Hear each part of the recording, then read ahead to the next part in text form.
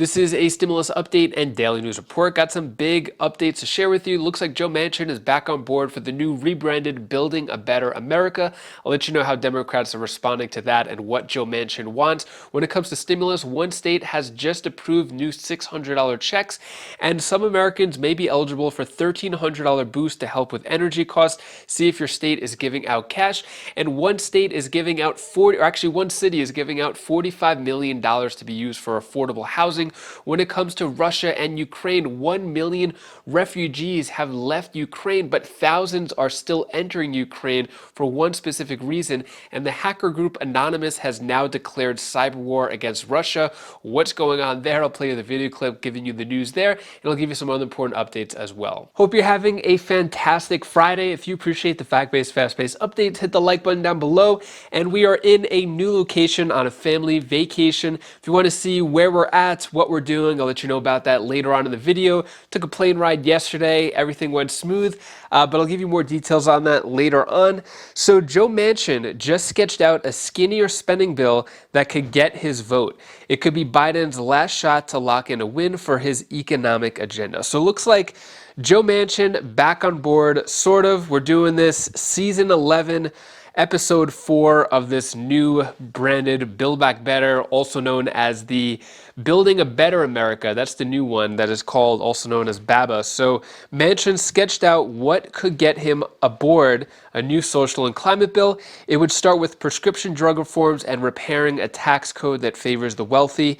It's a big signal that Manchin is willing to return to the negotiating table. So how are Democrats responding to his new demands? Well, same as before, it seems like. So Democrats frustrated with latest Manchin pitch on Build Back Better. This came out just today.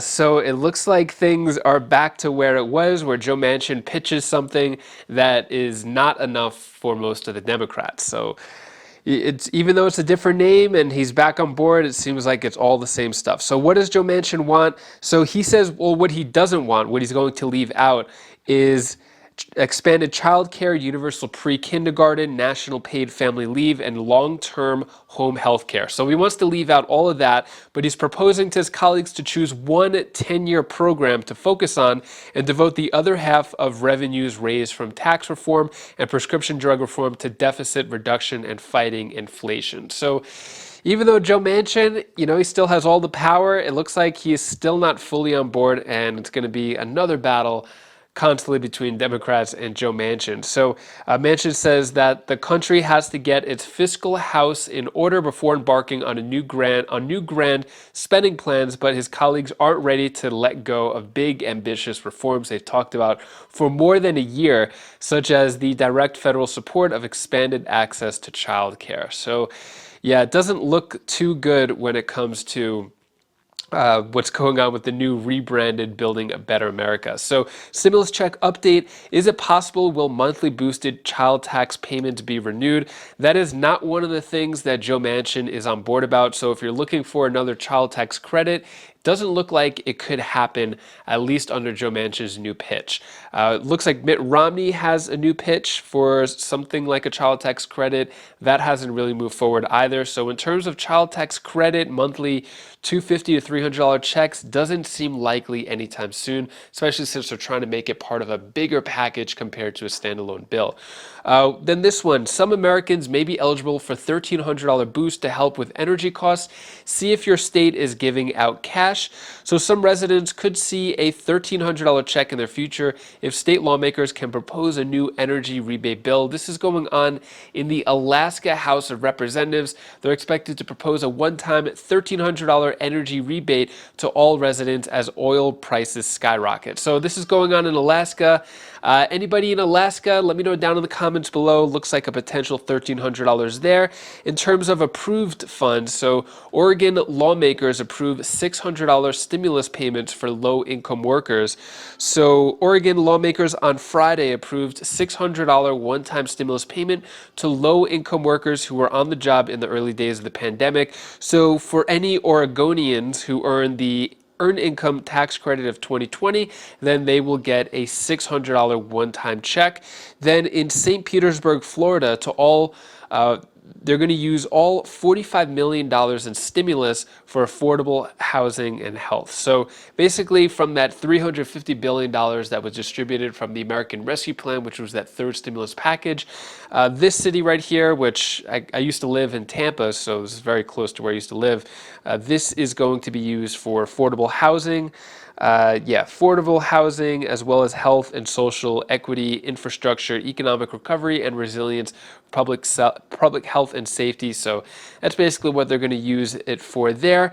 Moving on to what's going on with the Russia-Ukraine war, conflict, invasion. Just a lot of horrible stuff going on there. So 1 million flee Ukraine as Russia captures key city in the south. It's definitely a humanitarian crisis there. So 1 million refugees, that means 1 million people who are perfectly living a happy life in Ukraine. They have just left, moved to many different countries, Romania, Poland, Moldova, all those, including Russia too. And they are leaving the country, but there's actually thousands of people who are entering Ukraine. Take a look at this video clip right here. 16,000 foreigners have joined in the fight on the ground in Ukraine. That from President Volodymyr Zelensky today. Over the weekend, President Zelensky called non-Ukrainians to come fight to defend Europe and the world, as he put it. And on Monday, the country temporarily lifted visa requirements for foreigners, making it easier for them to come in and get after it. Among those headed towards the battle are Ukrainians who were out of the country when the invasion started. CNBC's Perry Russom spoke to some brave men and women as they prepare to defend their homeland. He's live for us again tonight in Medyka, Poland, near a border crossing. Perry. Shep, we can see the determination on their faces and the way they are walking as they head to the border. We are standing on the footpath to get to Ukraine. Their hands are full with different supplies, food and clothes. Some of these people have never held a gun before. At the border, the tired walk to safety is met with the march to war. A parade of men have been crossing from Poland into Ukraine. Putin, скотина, блядь. One man curses Putin's name and says he has to be killed. I think the whole world must see this, what Russia doing in Ukraine.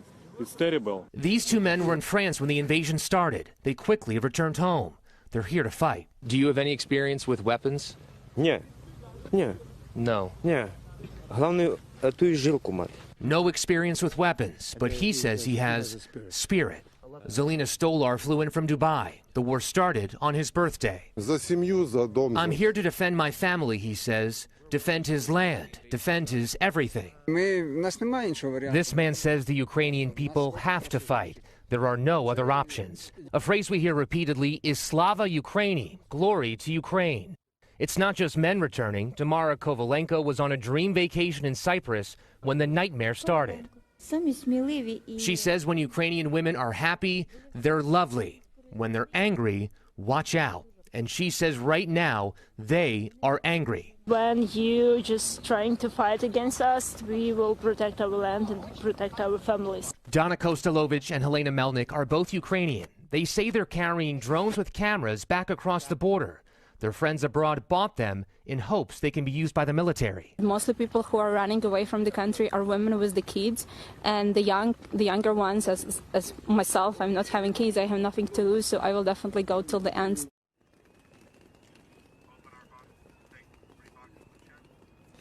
And remember, because of martial law for men between the ages of 18 and 60, if they go across that border, they cannot come back. We are talking about construction workers, housekeepers, and movers going to fight Putin's army. Chef. How are they getting in there, Perry?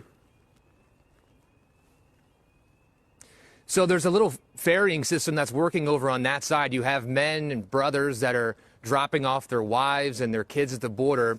The cars are then essentially empty, so they are picking up strangers, putting them in their cars, and driving to different towns, including Kyiv, to bring in as many people as they can. There's a great sense of nationality happening here at the border. Pretty crazy situation. Looks like the spirit of Ukrainians is really strong and they want to fight for the country. So coming from all different countries just to go in and fight Russia. Moving on, so another fight on the front of Ukrainians, of people around the world teaming up against Russia. Hacktivists, also known as a group Anonymous, have declared a cyber war against Russia. This could be a bad thing, especially with retaliation from Russia, but take a look at what's going on here.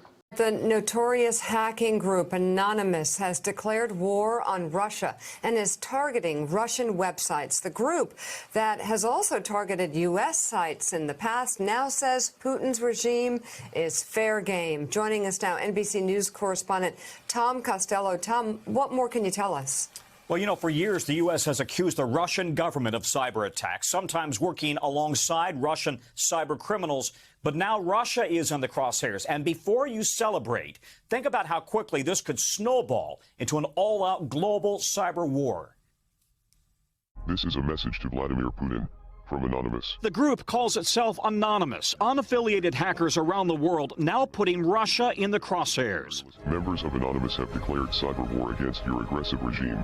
They claim they've already targeted more than 1,500 Russian websites, including Kremlin-controlled news agencies, the Ministry of Defense and Space Agency, Russian oil companies, internet providers, even TV channels. Their call to fight in the cyberspace has resulted in a lot of websites not being available, some websites going down, and a lot of records, Russian government, Russian military records being dumped out onto the internet. U.S. officials confirm they've seen evidence of the anonymous hacks after Russia launched a cyber and ground offensive against Ukraine. But the real risk to Russia long term is the canceling of their access to internet infrastructure as private sector companies decide that they're going to delist or no longer carry their traffic. Cutting off Russia from the world would also deprive everyday Russians of access to outside news and information.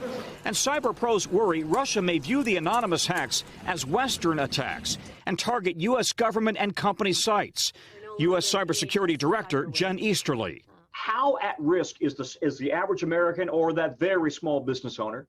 Everybody's at risk, which is why at the end of the day, they need to take the steps to protect their systems, their networks, and their data. This can happen to anyone. There is no one that is immune from potentially getting hacked. The cybersecurity basics: never click on suspicious emails or links. Use complicated passwords and multi-step authentication. Back up your computers and keep security software up to date. This basically ensures that he can log in even when the password is changed. Israeli firm CyberBit uses real-world attacks to train American companies to defend themselves. The questions organizations need to ask themselves is not if they are going to be hit, but when they are going to be hit. As for Anonymous, now targeting Russia. We are Anonymous. We are Legion. Expect us. Russia has always been perceived as the cyber attacker, and now they're on the receiving end. Instead of always being on offense, they also got to be on defense. And that really lowers their capability in some ways to also do attacks. Yeah, that's the concern here. The cyber battlefield seems to be expanding by the day. You know, we've already seen U.S. oil pipelines, food supplies, hospitals, banks attacked in recent years. Experts say they could be targeted again, but also electric grids, dams, water systems. Everything is a potential target right now. By the way, the U.S. Cybersecurity Agency, if you're a small business or just a typical American family, they have great resources online how to protect yourself. Pretty crazy stuff. I remember Anonymous a few years ago. They did a few things around the world. This could be a good thing, bad thing, but as mentioned, if the Russians think that it's Americans or Europeans, they could go really hard. Russians could go really hard with counter cyber attacks. There's only way if Anonymous could somehow target the military in Ukraine and turn off all their communications or something like that. That would probably be a lot more helpful and help the direct situation of the invasion in Ukraine. Anyways, that is all the news that I have for you today to hopefully brighten your day a bit. Here's my daughter Bella's tip of the day. Hi guys, this is Bella. This is the tip of the day. And what I was gonna say is just enjoy the moments right now. Don't be like